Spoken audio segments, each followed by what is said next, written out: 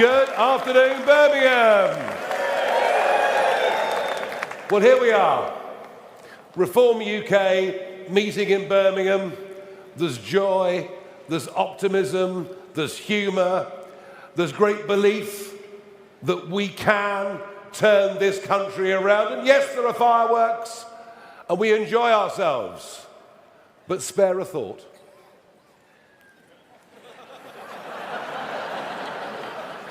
No, please.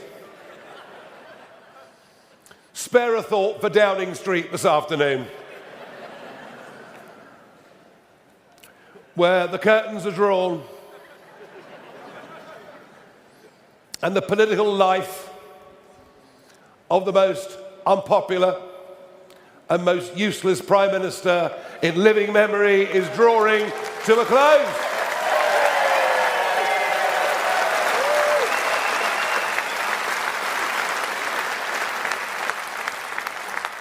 The Mandelson saga tells you all that you need to know. Its depth, the numbers of people it involves, the sheer level of corruption is probably the biggest political scandal we've seen for 100 years. And it's not as if the PM wasn't warned. Everyone knew that the bloke was a wrong 'un. So McSweeney, in the short term, has carried the can. As you might have heard when you arrived, the Scottish leader, Anna Sarwar, has called on him to go. The cabinet are coming out one by one being loyal, because none of them want to appear to be the person that wields the knife. And he has to meet the backbench Labour Party at 6 p.m. this evening, where I expect the conversation will be of a rather franker nature. He won't be there for long. He'll be gone and replaced by somebody undoubtedly far worse. Far worse. It took the Conservatives 14 years, 14 long years of disaster to get into the mess they did, and this mob have managed it within a space of 18 months. I suppose you've got to admire it, really. But either way, what we do know is there is now a very clear dividing line in British politics. Keir Starmer says the country is not broken. Kemi Badenoch says the country is not broken. And we say, and 74% of the public agree with us in opinion polls, we say Britain is broken and Britain needs reform. And it doesn't matter where you look. It doesn't matter where you look. Just look at our public services. The NHS, just as one example. It's literally impossible for the NHS to cope with the level of population explosion that has happened in this country over the course of the last 20 years. And I can scarcely believe that now we are offshoring the NHS, outsourcing the NHS. You could get a telephone Zoom consultation from a doctor on a beach in Malaysia. Don't ever let the Labour Party say that Reform want to privatise the NHS whilst they're outsourcing the NHS, whilst at the same time putting a cap on the number of students who qualify as doctors and nurses every year. Complete and utter madness.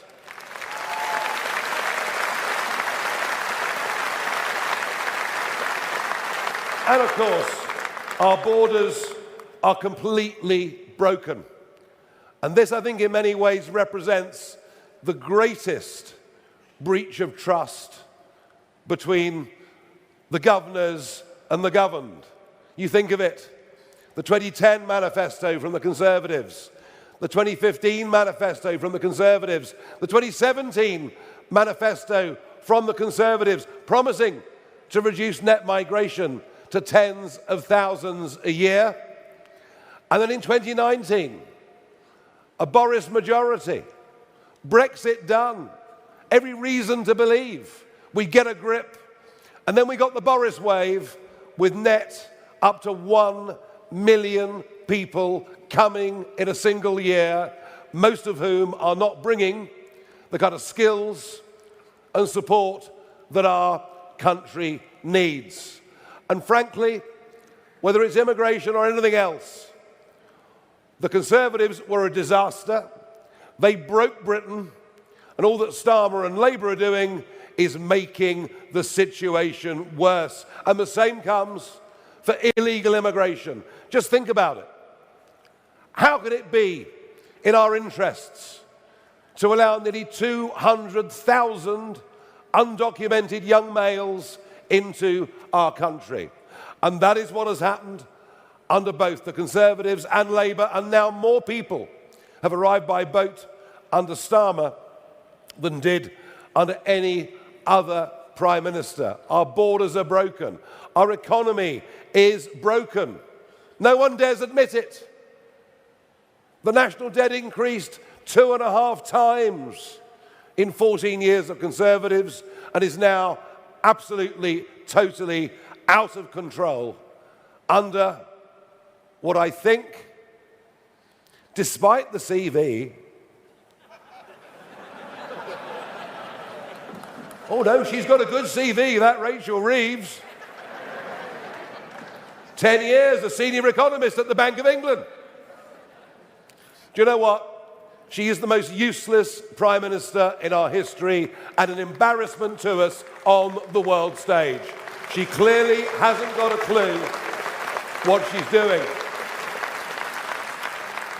As our debt explodes, as our welfare bill goes through the roof, business confidence sinks. And I particularly want to mention small business.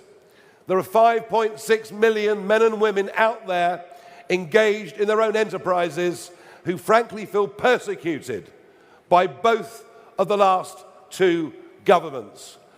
And we are the party that's on the side of Alarm Clock Britain. We're on the party on the side of people who want to get up, run their businesses, have a go, and believe you me, I think those self-employed and small businesses will vote reform at the next election. Frankly, there is nobody else who even understands what they do, because almost no one in business has ever had a proper job, and that is going to change.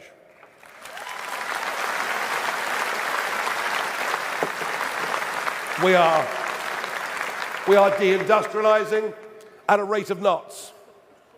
Heavy manufacturing, heavy engineering, shipbuilding, cement making, chemicals, steel. You can go through the long list. It's all gone off to India and China. And then the very same goods are exported back here. And we're doing it in the name of net zero. We're doing it in the name of saving the planet, despite the fact the goods that are offshored are produced to lower environmental standards and then shipped all the way back. It's incredible. In 2010, we spent £6 billion importing energy from overseas. In 2024, we spent £36 billion importing energy from overseas. We are taxed at the highest level we've been since the war, and many, many people, not just the rich, but many bright, young, ambitious people are leaving our country in what is now approaching an exodus. Our economy is broken. And have a look at our politics. That is well and truly broken.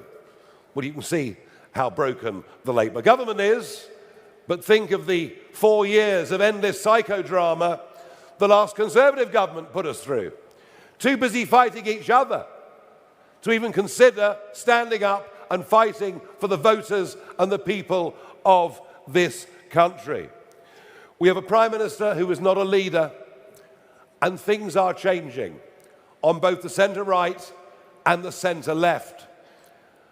For all of our lifetimes, we've understood that there was a two-party system that led to government in Britain. And I can say today, for the first time, the two-party system we've known all of our lives is now over. It's gone. It's consigned to history.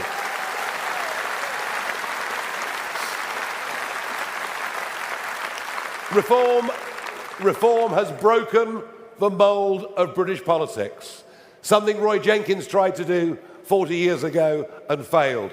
We have broken the mould, and that's why we've led in the last 200 opinion polls. And I must tell you that I approach May the 7th and those elections in Scotland, in Wales, in all 32 London boroughs and thousands of seats up and down the country. I now approach May the 7th with a growing sense of optimism every single day. I really do.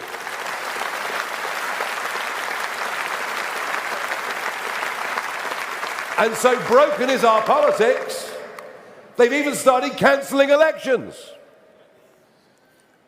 I thought only banana republics cancelled elections. Well, I will be in the High Court on the 19th and 20th of February when we fight the government at judicial review, not just for the elections this year, but to think that in the case of Norfolk, of Suffolk, of East and West Sussex, if this goes ahead, it will be the second year in a row that elections have been cancelled. We go into that court fight with every reason to think that we are going to upstage the establishment and that we are going to win and re-enfranchise 5 million people.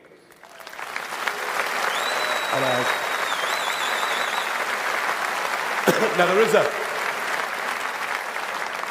a number of people in those counties, particularly those for the second year in a row, have now started cancelling their direct debits and standing orders for their council tax.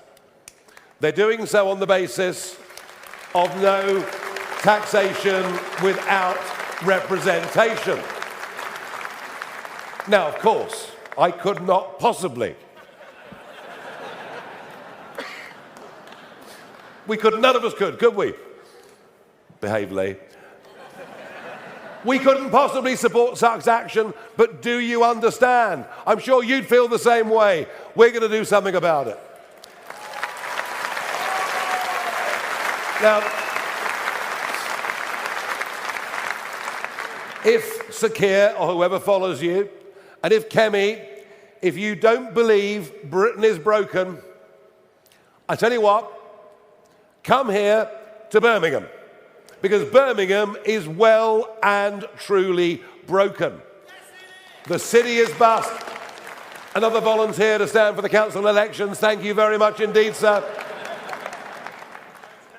The city is bust, and of course much of it caused by a piece of EU law written into the Equalities Act. As the rubbish piles up on the streets, it is said there are rats here today, the biggest that have been seen since the Western Front many years ago. And sectarian politics. Sectarian politics is now here, alive and well, in what we've always known as Britain's second city. People now voting purely on religious grounds. There's even a candidate standing in Birmingham who's a former convicted terrorist. But this is all thought apparently to be okay. And this, egged on and encouraged by a police force who, when they banned the travelling Israeli football fans, did so simply because they were Jewish. That is what Birmingham has sunk to. A deindustrialized city that used to be the workshop of the world. Slayed at the altar of net zero and the highest industrial energy prices in the world. Birmingham is broken. Birmingham needs reform. And I dare say on May the 7th, Birmingham is going to get reform.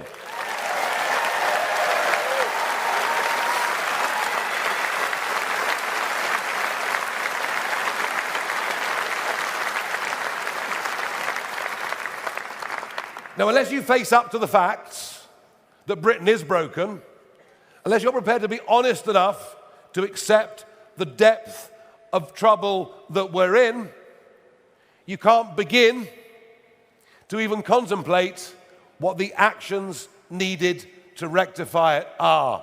And that, I believe, is what gives us, above all, our biggest advantage over our competitors who've still got their heads very, very firmly tucked in the sand. They somehow think that you can fiddle with the boiler, replace a couple of spare parts and it'll all be okay. And we say no. We need a brand new boiler and not a heat pump. We need a completely brand new system. So Britain is broken. Britain does need reform, and reform will fix it. We've got the character, the attitude, the mindset, the optimism, the belief. Nothing will stop us from doing it. We will fix it, period.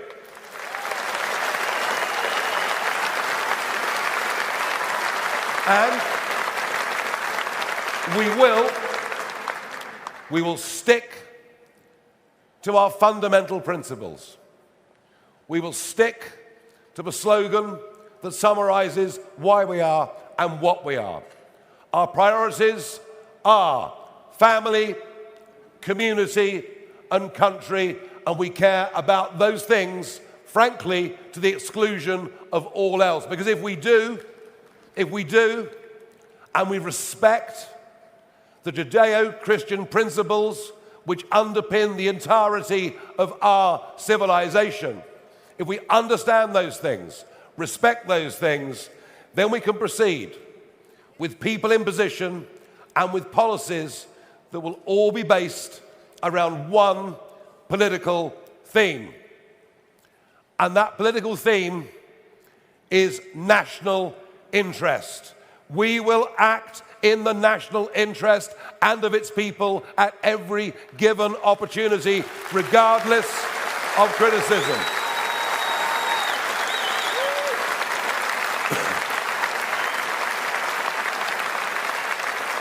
We will no longer kowtow to the European Union or unelected European commissioners. We will no longer even listen to illegitimate United Nations courts like the ICJ, who, with a judge from Russia and China, have persuaded our Prime Minister to give away,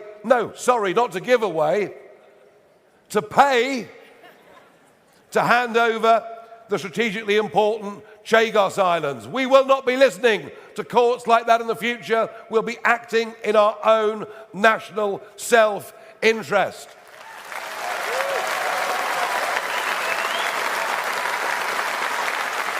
And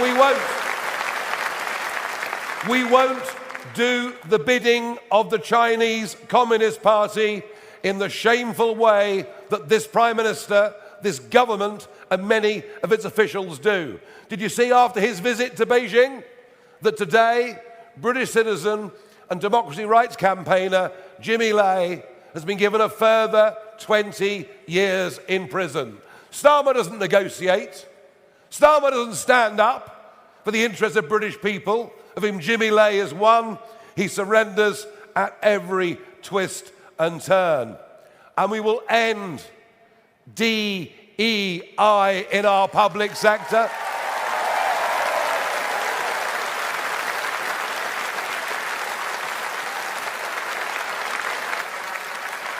Get rid of two-tier policing, of two-tier justice.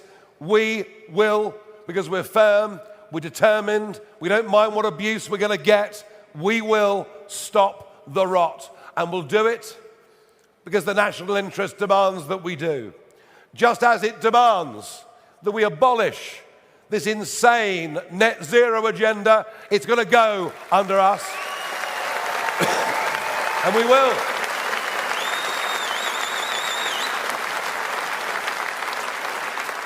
We will get the North Sea operating again. We'll get rid of the ludicrous taxation that Jeremy Hunt and the Conservatives put on and Rachel Reeves made worse.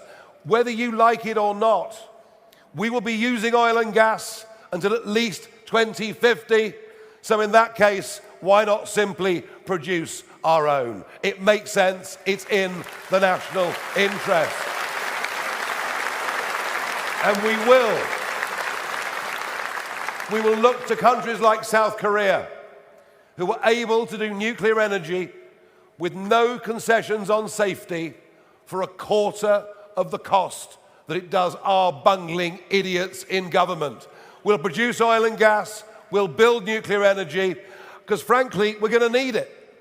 Not just for existing manufacturing, what's left of it, but think of the 21st century technologies. And by the way, we're the only party really thinking about this. Think about AI. Think about data centers. Think about the world of crypto, which isn't going away. To be engaged in that, you need more energy than we've ever produced in our histories. We must and we have to be ready for that because it is in the national interest. And we will do everything in the national self-interest to try and produce as much food as we can in this country and not allow our farmers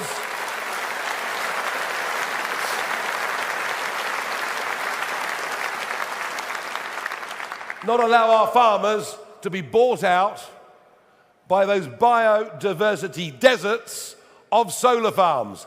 Let's produce food and get rid of all the solar farms. Simple as. And while we're on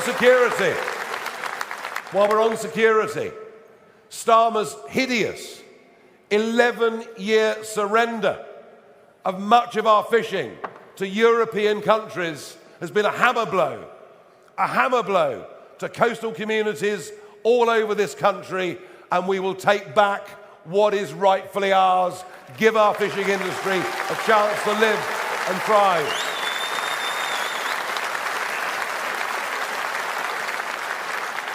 It's all about putting our own people first.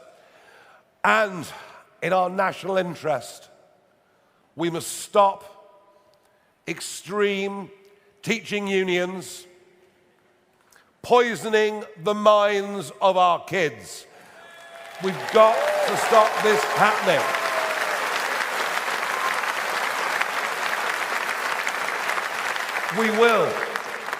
We will ensure there is a patriotic, balanced, historical agenda that our children learn. And we will also recognise that not everybody is fit to go to university to do an ology. That actually in the modern world of AI, people with trades and skills are not going to get replaced by computers. So from the age of 16, boys and girls should at school be able to start learning trades and skills that will last them for their entire lives.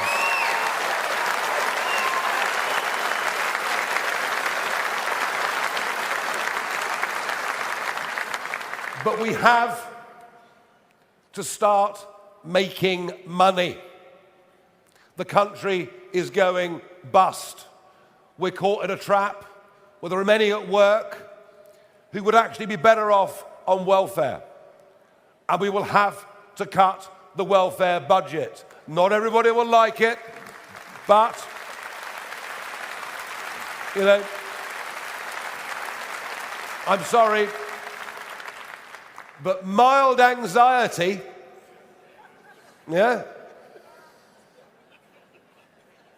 I mean, after a heavy night out, I have mild anxiety. Well, less so than before. But you can't go on the sick because you've got mild anxiety. But it is an attitudinal change that Britain needs. An attitudinal change to hard work rather than work-life balance. An attitudinal change to the idea of working from home.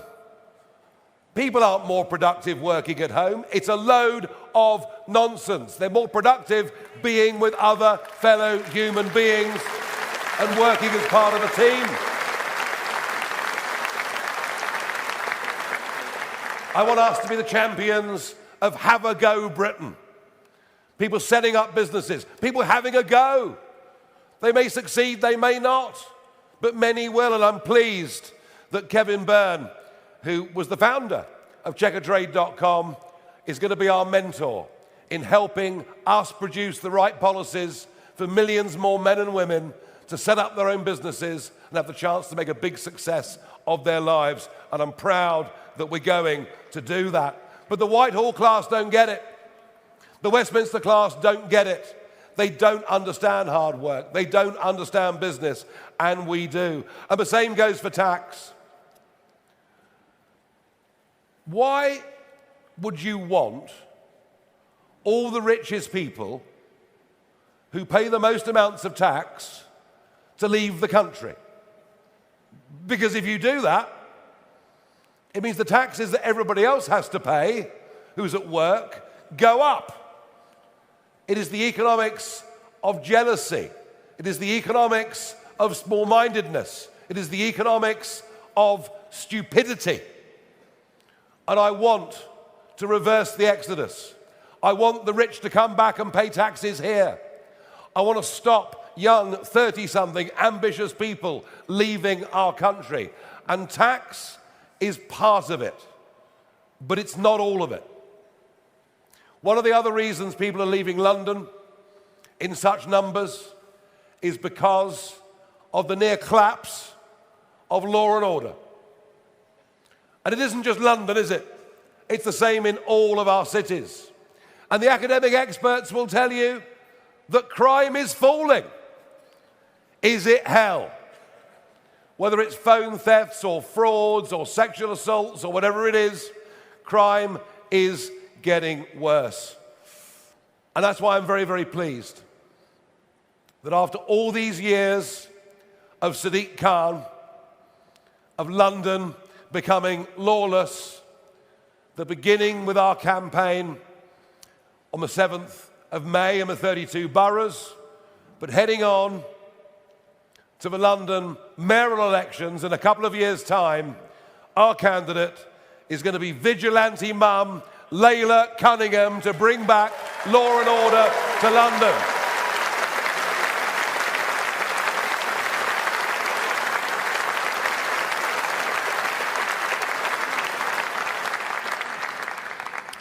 And yes, we will control our borders.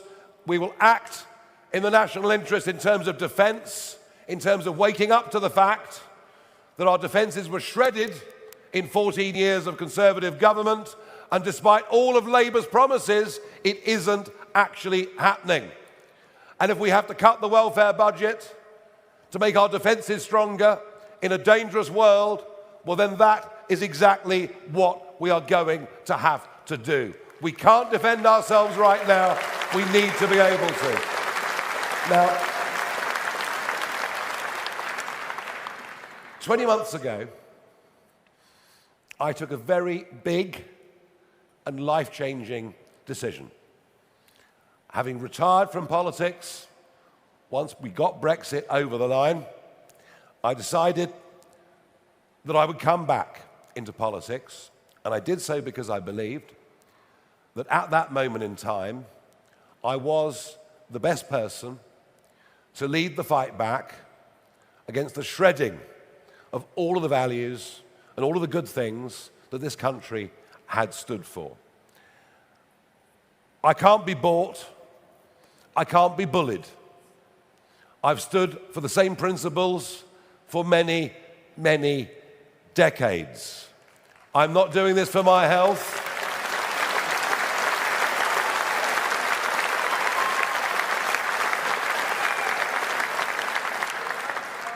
There are many other things in life I could be doing.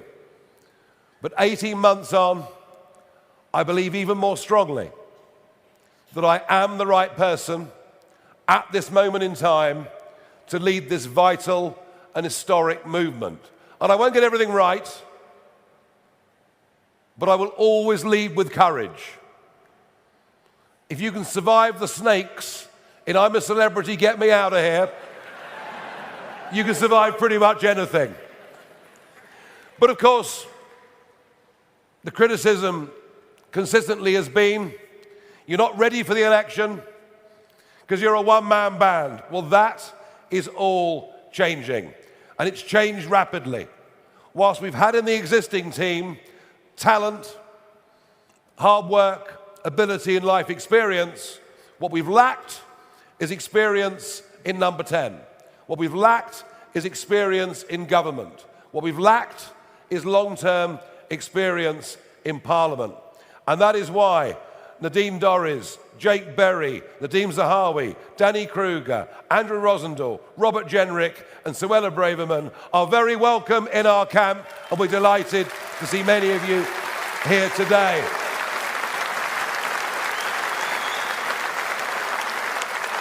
And that complements enormously.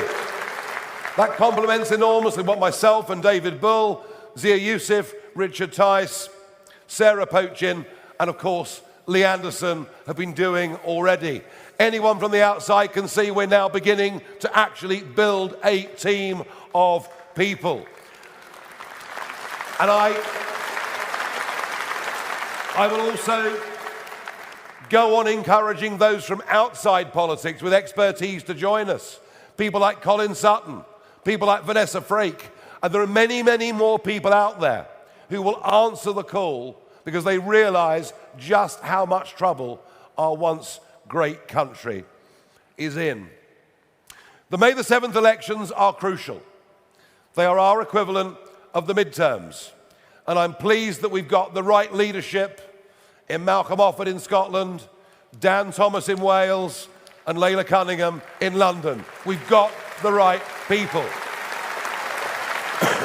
But I'm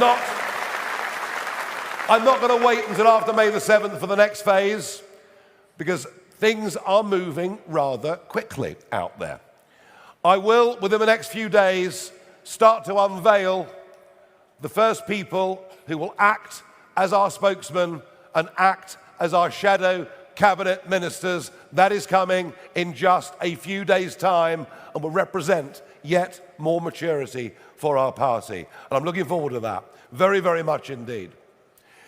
I said here in September that I thought the general election would happen in 2027. Well, of course, I was mocked and ridiculed. I'm always mocked and ridiculed. Well, I stand by that, but it could come more quickly. This whole thing could just unravel. Starmer goes, the party moves to the hard left, there's a further exodus of capital and people from the country, the bond markets lose confidence. I know Andy Burnham and the others say, we're not worried about the bond market. Well, you may not be worried about the bond market, but the bond market's worried about you. So as of 3 o'clock today, on our website, reformparty.uk, as of 3 o'clock today, I have opened the lists for people to apply to be general election candidates for this party. And I do today put this party on a general election war footing. We will make sure that when it comes, whenever it is, that we are ready in every way to fight and to win that election.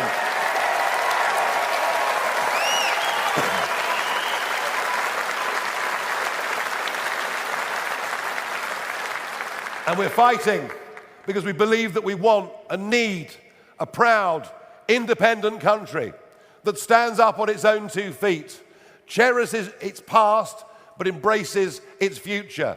It's a place people want to come and live, a place people want to come and invest, a place where wealth and better living standards can be created.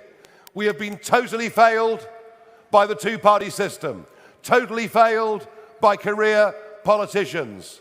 I am putting together a team of people who will do much, much better than that. And what I love about this party, about the events that we hold, is the optimism, the belief that we can do it. And you are our people's army. And without you, we can't do it. But I believe we can do it. Do you? Yeah. I believe we can do it. Do you? Yeah. Thank you very much indeed, everybody. Thank you. Thank you. Thank you. Thank you.